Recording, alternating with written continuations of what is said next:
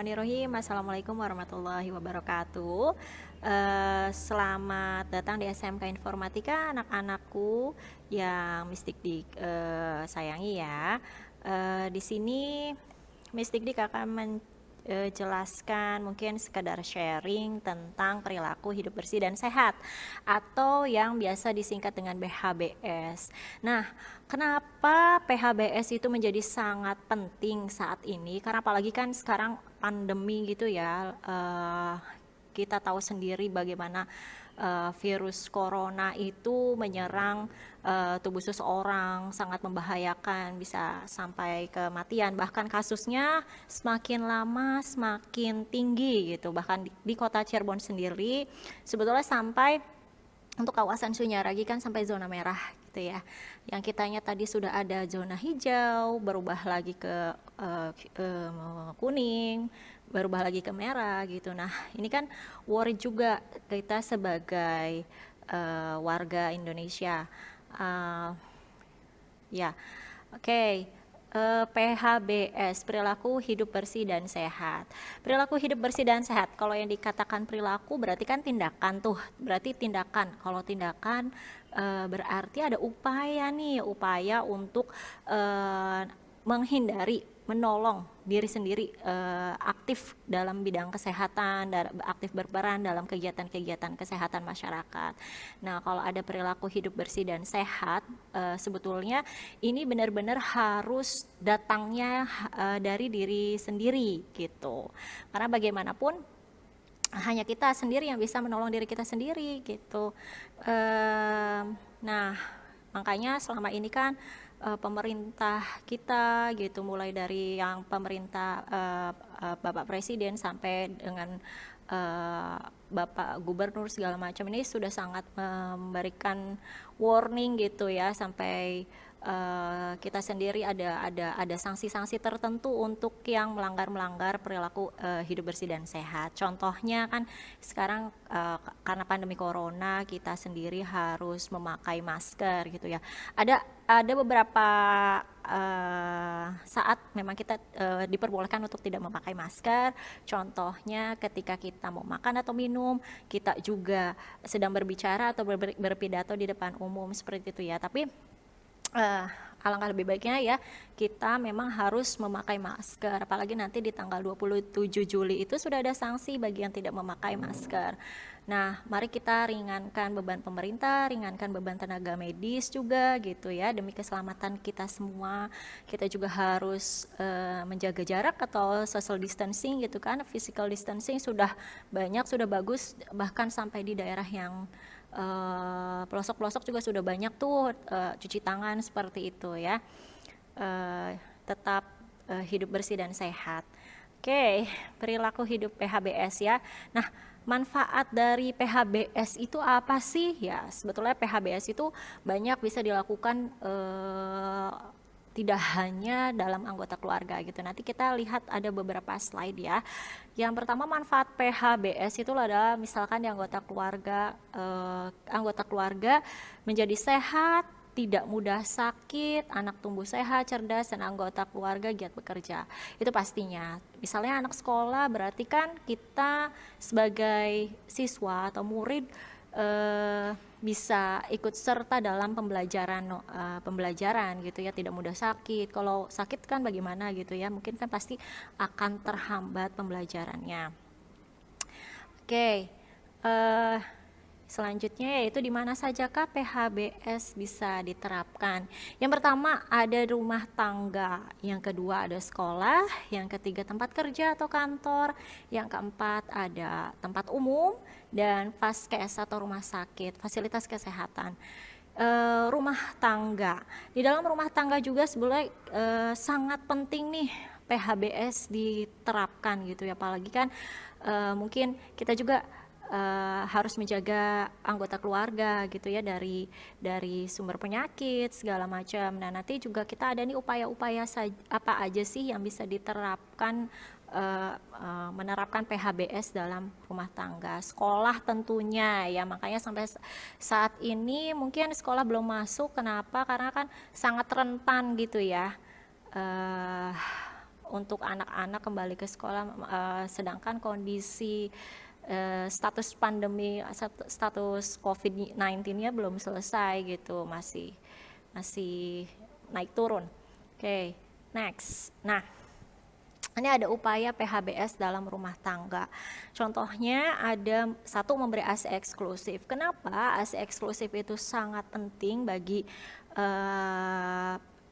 bayi? Karena ya kandungan ASI sendiri yang Mistikdik tahu kurang lebihnya memang sangat bagus ya dibandingkan dengan Sufor. ASI itu memang sangat bagus dan tidak ada tandingannya gitu, karena dari daya tahan tubuh juga bayi yang ASI eksklusif maka akan berbeda dengan bayi yang memang tidak meminum ASI eksklusif atau tidak mengalami ASI eksklusif. Makanya ASI eksklusif itu sesuai dengan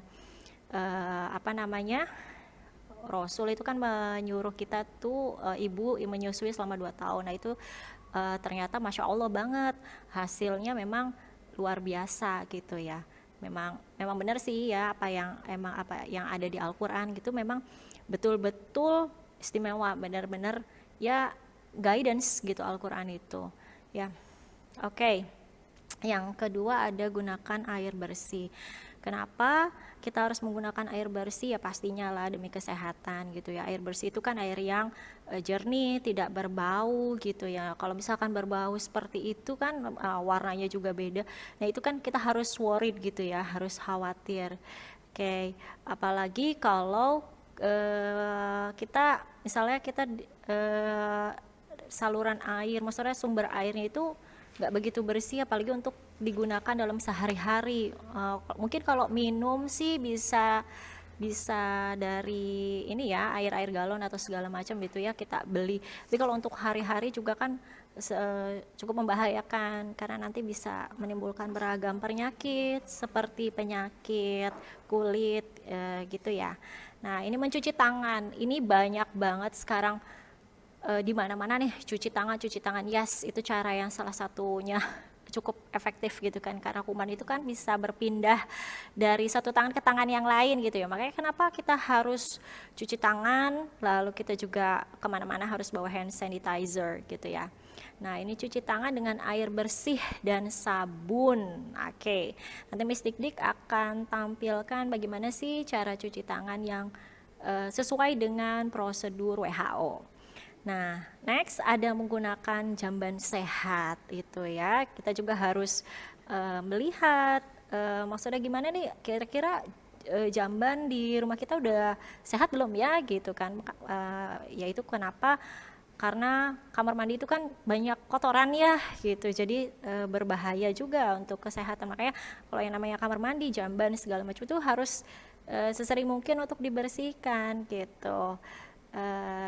Next ada memberantas jentik nyamuk. Nah, memberantas jentik nyamuk itu sangat penting dilakukan saat ini, apalagi coronanya belum selesai. Sekarang DBD-nya muncul gitu kan, karena kita sekarang ini musimnya agak nggak jelas gitu ya, panas hujan, bahkan sekarang banyak juga hujannya gitu kan.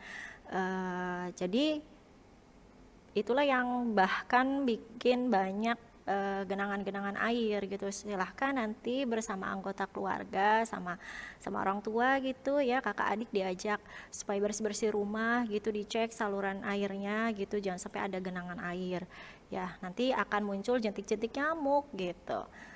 Nah next, makan buah dan sayur setiap hari. Sebelumnya sekarang tidak lagi 4 sehat 5 sempurna ya, tapi makanlah makanan yang bergizi, karena susu itu hanyalah pendamping gitu. Buah dan sayur itu sangat penting untuk nutrisi sehari-hari gitu ya, tidak lupa juga yang lain, protein hewani gitu ya. Usahakanlah makan sehat, pola hidup sehat seperti itu.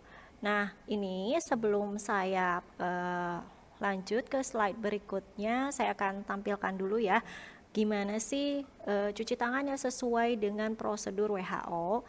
Nah oke, ada di sini bentar. Oke, ya. Tahu nggak sih, jutaan kuman yang menempel di tangan kamu bisa menyebabkan berbagai macam penyakit. Biasakan mencuci tangan dengan air mengalir dan juga sabun. Langkah-langkahnya yang pertama telapak tangan, gosok kedua telapak tangan. Yang kedua, gosok punggung dan sela-sela jari sisi luar tangan kiri dan juga sebaliknya. Ketiga, gosok sela-sela jari bagian dalam. Yang keempat, kunci jari-jari sisi dalam dari kedua tangan. Yang kelima, gosok ibu jari tangan kiri dan berputar dalam genggaman tangan kanan dan lakukan sebaliknya. Yang keenam, rapatkan ujung jari tangan kanan dan gosokkan pada telapak tangan kiri. Dan yang terakhir, bersihkan kedua pergelangan tangan secara bergantian dengan gerakan memutar. Dan setelah itu keringkan kedua tangan dan tutup keran dengan sikut atau bekas kertas tisu yang masih di tangan.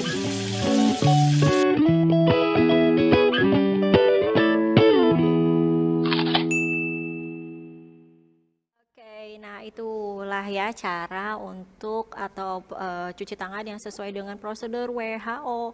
Nah, selama ini kan mungkin dari kita ya kalau cuci tangan itu kayak cepet-cepet banget gitu. Nah, tapi ketika sudah tahu ilmunya, coba bisa diterapkan ya. Nah, eh, oh ya satu hal lagi tadi bisa kalau kalau tadi benar-benar nyimak cara cuci tangan itu kan kita tidak boleh menyentuh langsung si kerannya gitu, jadi pakai siku seperti itu. Dan usahakan juga kalau misalkan kalian mau ke tempat umum, misalkan ke minimarket atau apa, cobalah dorong pintunya menggunakan siku, tidak lagi menggunakan tangan langsung gitu ya. Atau kalau misalnya kalian memang khawatir, cukup khawatir, bisa juga kalian menggunakan sarung tangan gitu ya. Next, upaya PHBS di sekolah. Nah, siapa aja yang terlibat? Oke, maaf sebentar. Nah, ini terlibat PHBS di sekolah. Yang pertama ada peserta didik, yang kedua ada guru dan masyarakat lingkungan sekolah. Jadi semua elemen sekolah itu terlibat dalam PHBS, perilaku hidup bersih dan sehat. Enggak gurunya, enggak muridnya, enggak semuanya juga harus menjaga.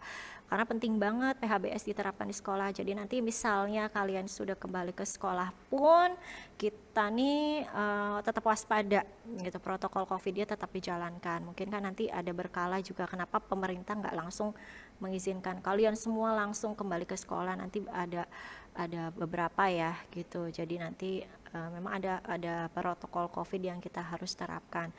Kenapa sih peserta didik, baik peserta didik, guru dan lainnya harus benar-benar menjaga perilaku hidup bersih dan sehat? Contohnya ya, misalkan peserta didik, dari peserta didik tidak menjaga perilaku hidup bersih dan sehat atau tidak PHBS, maka pembelajaran akan terganggu.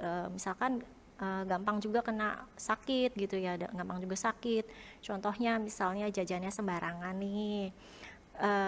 Nah itu kan rentan juga, rentan penyakit misalnya pencernaan segala macam. Nah itu kan tidak mau juga ya. Gurunya juga sama, termasuk yang ada di sekolah, siapa-siapa aja yang ada di sekolah. Banyak sih sebenarnya kalau misalkan upaya PHBS di sekolah, nggak cuman yang tadi misalnya cuci tangan apa segala macam, banyak sebetulnya banyak banget. Kalian juga bisa lihat contoh-contoh dari upaya PHBS di sekolah, banyak banget ada di artikel-artikel yang ada di Google, juga ada di YouTube gitu ya.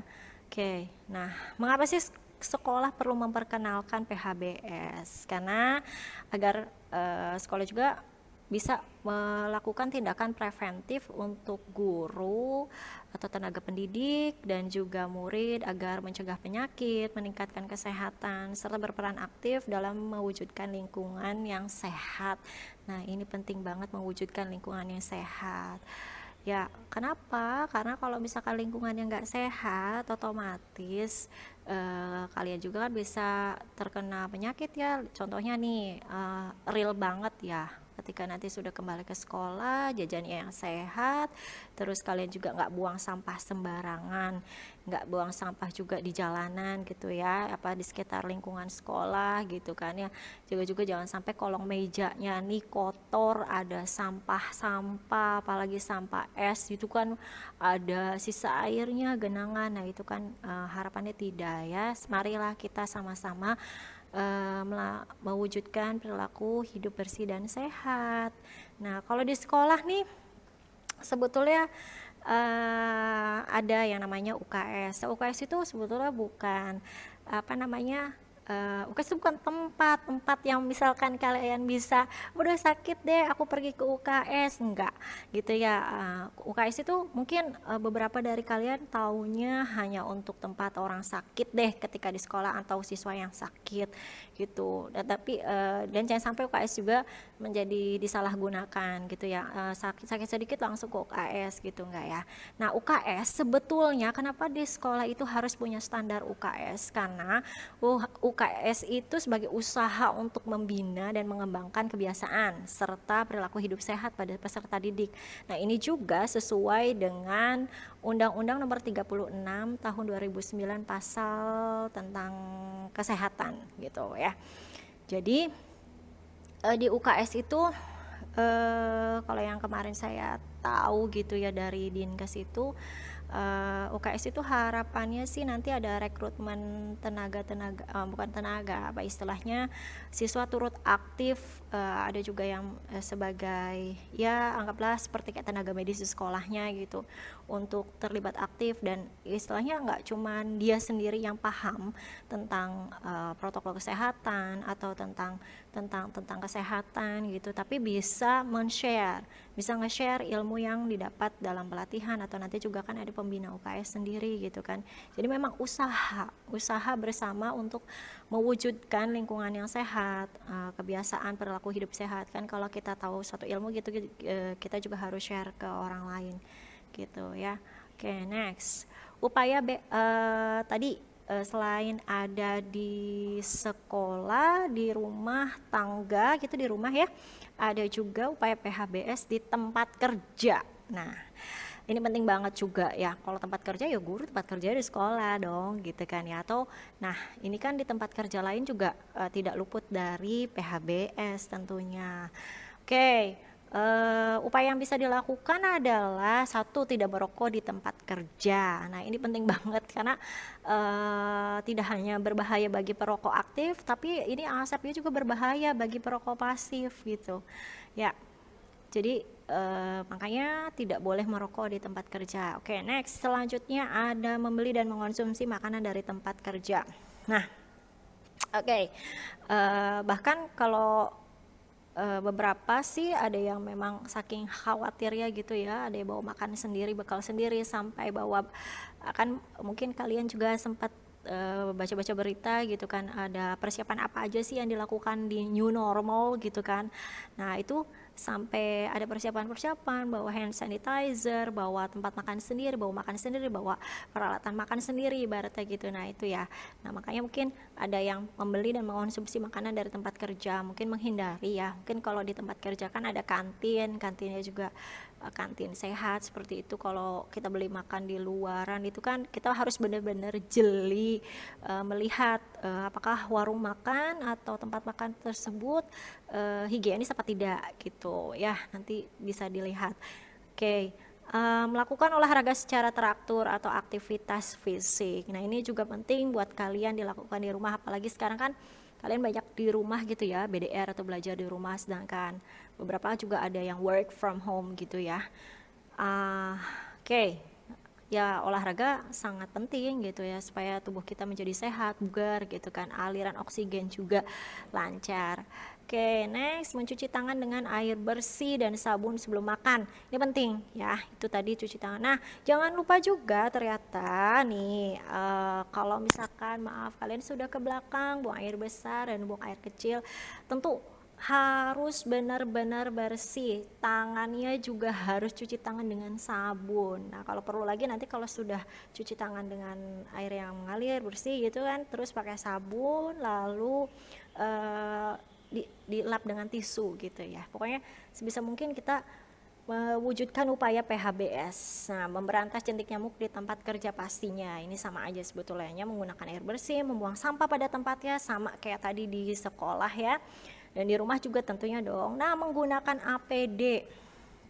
Nah, mungkin kalau kalian sendiri sudah tahu sebenarnya APD itu apa sih? APD, alat pelindung diri sesuai jenis pekerjaan. Nah, kenapa harus dengan sesuai jenis pekerjaan? Karena kan nggak mungkin dong seorang guru pakai APD lengkap mulai dari hazmat dan lain-lain. Nah itu ya, contoh misal, atau kalian nih sebagai murid nggak mungkin dong kalau kalian misalkan ke sekolah gitu menggunakan hazmat, menggunakan apa itu masker yang khusus kedokteran ya. Nggak mungkin gitu. Jadi alat pelindung diri itu yang paling sederhana ketika kita ingin bepergian ke luar rumah gitu ya. Ini kan lagi bahas pekerjaan ya, misalnya yang paling mudah adalah masker gitu ya. Kita memakai masker, ada juga face shield nih gitu. Beberapa bahkan sampai anak-anak aja udah ada face shieldnya gitu ya. Nggak apa-apa. Yang saya tahu virus corona itu tidak hanya bisa menyerangnya memang area wajah gitu ya, mulai dari tangan itu kan perpindahan virus, perpindahan kuman, bakteri segala macam itu memang ada di tangan, terus menyerangnya area wajah. Usahakan agar kita nih kalau pergi keluar atau kemana-mana tuh jangan langsung kucek, makanya kenapa area mulut gitu ya harus ditutup dengan masker gitu kan. Nah itu menghindari gitu kan ya, menghindari virus segala macam. Dan makanya kenapa kalau face shield itu ada yang pakai kacamatanya gitu, karena virus juga bisa menyerang melalui mata gitu ya. Ada sih kalau misalkan di negara lain itu memang mewajibkan, bahkan saat pandemi seperti ini memang mewajibkan memakai face shield, atau kalau tidak face shield pun cukup masker dan kacamata. Nah gitu ya, itu ya gitu. Nah, APD sesuai dengan jenis pekerjaan. Nah, mungkin kalau misalkan kayak yang kerjanya berhubungan dengan keuangan, makanya harus menggunakan sarung tangan gitu ya. Kenapa? Karena uang juga ternyata memang banyak mengandung bakteri gitu. Jadi bakteri, virus gitu, kuman. Nah, khawatirnya kan refleks ya gitu, megang area wajah atau tangan gitu. Makanya harus menggunakan sarung tangan gitu ya. Sarung tangan sekarang banyak, masker serta face shield juga bisa dengan mudah didapatkan, nggak seperti pas awal-awal COVID-19 muncul gitu ya, sebenarnya di sekitar bulan Februari gitu ya. Oke. Pastikan kalian juga menjalankan protokol hidup bersih dan sehat COVID. Oke. Next, PHBS di fasilitas kesehatan masyarakat atau Faskes. PHBS di rumah sakit. Nah, ini merupakan upaya memberdayakan pasien, masyarakat, pengunjung, dan petugas agar tahu, mau, dan mampu mempraktikkan PHBS dan berperan aktif dalam mewujudkan fasilitas pelayanan kesehatan yang sehat dan mencegah berbagai macam penyakit. Apalagi di rumah sakit ya, kalau dikatakan sih rumah sakit itu memang banyak penyakit, sumber penyakit gitu. Makanya kenapa kalau sakitnya tidak benar-benar serius, nggak perlu kita datang ke rumah sakit gitu kan ya.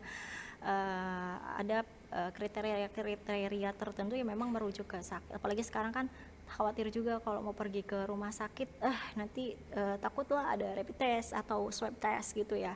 Itu juga ada maksudnya takut diklaimnya batuk dikit atau apa langsung COVID gitu kan ya. Nah, PHBS jelas di rumah sakit harus benar-benar diterapkan gitu, karena kan banyak pasien juga.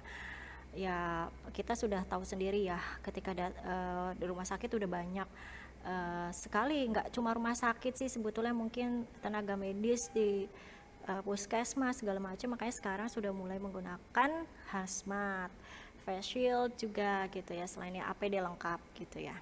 Nah, itu ya. Nah, jadi gimana anak-anak, PHBS perlu kan? Ya, perlu banget kita menjaga perilaku hidup bersih dan sehat. Sekali lagi nih ya, kalian walaupun di rumah gitu saling mengingatkan dengan anggota keluarga, ketika keluar rumah kita juga harus tetap menerapkan perilaku hidup bersih dan sehat. Kalau misalkan kalian kemana-mana juga harus tetap jaga jarak gitu, physical distancingnya dilaksanakan, dan juga harus menggunakan APD. Jangan lupa cuci tangan dengan air yang mengalir, sabun gitu ya, jangan langsung bersentuhan dengan tempat-tempat umum, maksudnya menggunakan tangan kalian sendiri gitu ya, kalau bisa gitu. Ya itu kenapa harus cuci tangan, khawatirnya nyentuh, kecuali yang pakai sarung tangan mungkin lebih aman gitu ya gitu. Cuma kalau yang mungkin ribet gitu ya jangan lupa cuci tangan gitu ya. Oke, mungkin materi perilaku hidup bersih dan sehat sekian ya dari saya, semoga bermanfaat. Kalian bisa mencari wawasan tentang perilaku hidup bersih dan sehat bisa dari YouTube, dari yang lain. Silahkan bisa manfaatkan waktu kalian untuk saat MPLS ini kan beberapa materi kalian dapat juga, manfaatkan untuk mengembangkan wawasan kalian juga ya. Oke, tetap hidup sehat, tetap stay at home ya.